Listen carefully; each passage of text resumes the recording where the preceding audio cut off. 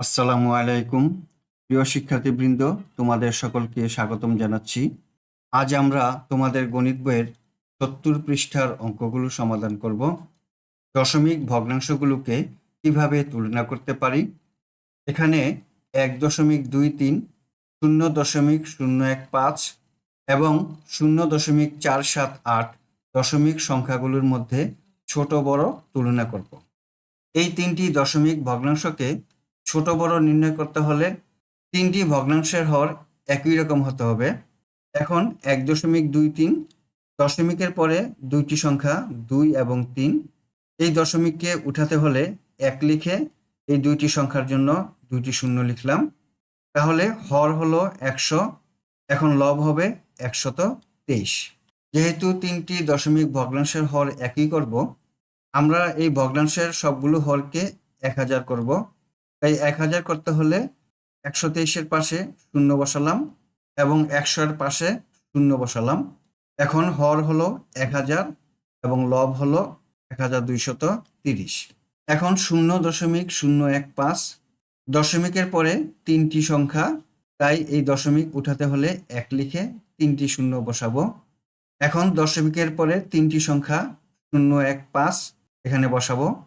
কোনো সংখ্যার প্রথমে যদি শূন্য থাকে তাহলে সেই শূন্যের কোনো দাম থাকে না, তাই এখানে শূন্য লেখার প্রয়োজন নেই। সাধারণ ভগ্নাংশটি হবে ১০০০/১৫। ০.478 এই দশমিক ভগ্নাংশের দশমিকের পরে তিনটি সংখ্যা ৪, ৭, ৮, তাই ১ লিখে তিনটি শূন্য বসাবো। এখন লব হবে ৪, ৭, ৮। সাধারণ ভগ্নাংশটি হলো ১০০০/৪৭৮। আমরা জানি সাধারণ ভগ্নাংশের ক্ষেত্রে যেই ভগ্নাংশের লব সবচেয়ে বড় সেই ভগ্নাংশটি বড় এবং যেই ভগ্নাংশের লব সবচেয়ে ছোট সেই ভগ্নাংশটি ছোট। এখানে ১৫ সবচেয়ে ছোট এবং ১২৩০ সবচেয়ে বড়। ১৫ এবং ১২৩০-এর মাঝামাঝি হলো ৪৭৮। তাহলে ১৫ হলো ১ নম্বর, ৪৭৮ দিই ২ নম্বর এবং ১২৩০ দিই ৩ নম্বর। যেহেতু ১৫ সবচেয়ে ছোট, তাহলে আমরা লিখি ১০০০/১৫। এই ১০০০/১৫-এর চেয়ে বড় হলো ১০০০/৪৭৮। ১০০০/৪৭৮-এর চেয়ে বড় হলো ১০০০/১২৩০। সুতরাং আমরা লিখতে পারি ০.015 সবচেয়ে ছোট, ০.015-এর চেয়ে বড় হলো ০.478, ০.478-এর চেয়ে বড় হলো ১.23। স্থানীয় মানের ধারণা ব্যবহার করে আরও সহজেই দশমিক সংখ্যার তুলনা করতে পারি। সরাসরি নিচের মতো করে সংখ্যাগুলোকে ছকে লিখি। ১.23-এর ক্ষেত্রে ১ হলো একক, আমরা এখানে লিখলাম ১। দশমিক, দশমিক লিখলাম। ২ হলো দশমাংশ, তাই এখানে লিখলাম ২। শতাংশ হলো ৩, এখানে লিখি ৩। সহস্রাংশ কিছু নেই, এটা শূন্য, তাই আমরা লিখলাম ০। সংখ্যাটি হলো ১.২৩০। এবার ০.০15-এর ক্ষেত্রে দেখো, একক হলো ০, তাই এখানে ০ লিখলাম। দশমিক, এই দশমিক বসালাম। দশমাংশ হলো ০, তাই এখানে লিখলাম ০। শতাংশ হলো ১, ১ লিখলাম শতাংশ। ৫ হলো সহস্রাংশ, ৫ লিখলাম এ ঘরে। সংখ্যাটি হলো ০.০15। এবার ০.৪৭৮, ০ হলো একক, তাই এককে ০ লিখলাম। দশমিক, দশমিক লিখলাম। ৪ হলো দশমাংশ, তাই দশমাংশের ঘরে ৪ লিখলাম। শতাংশ ৭, ৭ লিখলাম। সহস্রাংশ ৮, তাই সহস্রাংশের ঘরে ৮ লিখলাম। ভগ্নাংশটি হলো ০.৪৭৮। এখানে সবচেয়ে বড় হলো ১ আছে একক, তাই ১ সবচেয়ে বড়। দশমিকের ঘরে দেখো ২, ০, ৪, এই ২, ০, ৪-এর মধ্যে বড় হলো ৪, তাই এই ভগ্নাংশটি হলো ১-এর পরে ছোট। এই ঘরে দশমিকের পরে ০ সবচেয়ে ছোট। এবার দশমিক বিন্দু ছাড়া শুধু সংখ্যাগুলি পড়ি। ১.23 এই ভগ্নাংশের ক্ষেত্রে দেখো, আমরা দশমিককে উঠিয়ে দিলাম, তাহলে একক হলো ১, আমরা এখানে ১ লিখলাম। ২ হলো দশমাংশ, এখানে ২ লিখলাম। ৩ হলো শতাংশ, ৩ লিখলাম। এই ঘরে কোনো শূন্য নেই, তারপরে ০ দিলাম, এটা হলো সহস্রাংশ, তাই 0 দিলাম। সংখ্যাটি হলো 1230। এবার 0.015 এর ক্ষেত্রে আমরা দশমিককে উঠিয়ে দিলাম। একক হলো 0, এককের ঘরে 0 বসালাম। দশমাংশ 0, 0 বসালাম। শতাংশ 1, 1 বসালাম।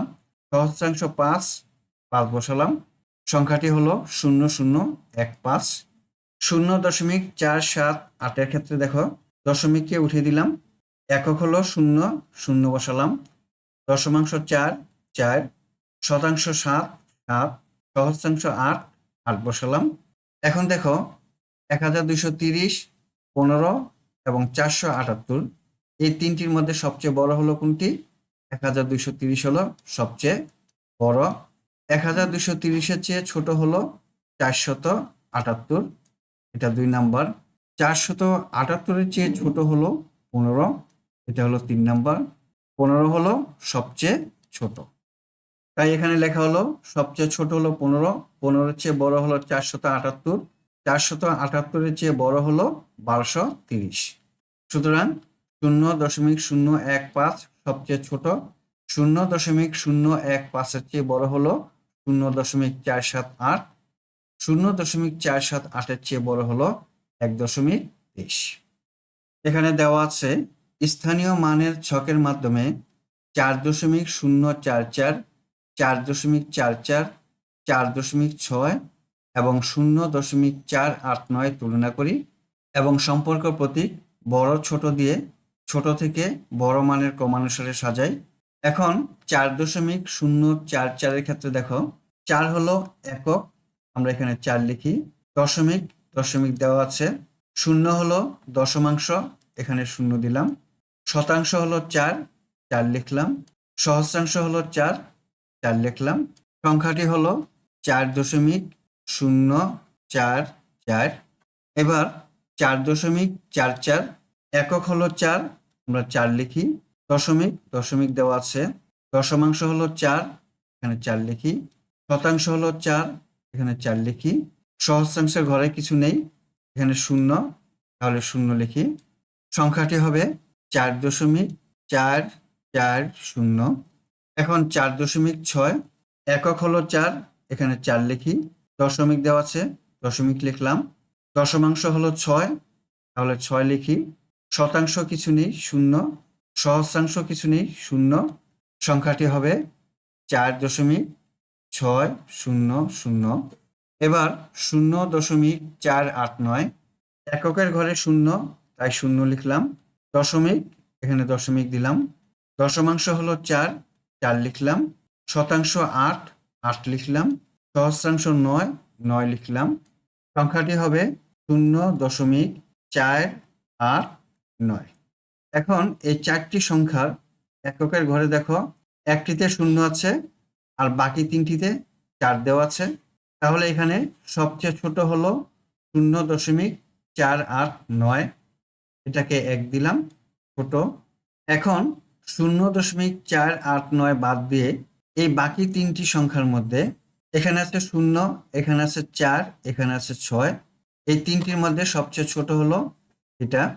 তাহলে 0.489 এর চেয়ে বড় হলো 4.044, এটা 2 নম্বরে দিলাম।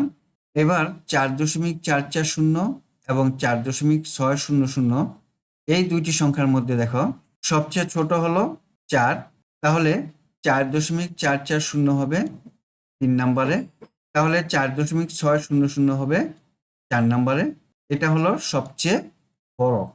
আমরা বলতে পারি 0.489 হলো সবচেয়ে ছোট, 0.489 এর চেয়ে বড় হলো 4.044, 4.044 এর চেয়ে বড় হলো 4.440 এবং সবচেয়ে বড় হলো 4.600।